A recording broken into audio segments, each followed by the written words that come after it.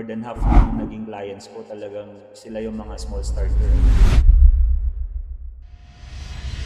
Ikaw ba meron bang mga naalala ka na mga naging client natin dito sa Kamaya Coast na nag-start small? Yes, meron. And surprisingly sila yung talagang mas consistent tsaka mas nagtagal yung ano nila kasi alam mo naman in some cases may mga clients tayo na nag-change priorities, meron naman na overwhelm lang, may mga ganun naman eh. Pero siguro sa statistically speaking, I'd say more than half nung naging clients ko talagang sila yung mga small starter eh. And ang nakakatuwa diyan when I recall yung naging transactions namin, most of them talagang typical Filipino mindset, timid, parang nahihiya na kaya ko ba talaga? Kasi ang datingan talaga ni Kamaya is high-end, luxurious. So ang in-expect nila ganitong price, ganito dapat ang kailangan ko ilabas. But you see, when we get to discussing talaga yung terms, na-amaze sila. O talaga, flexible, kaya. Sige, sige, sige.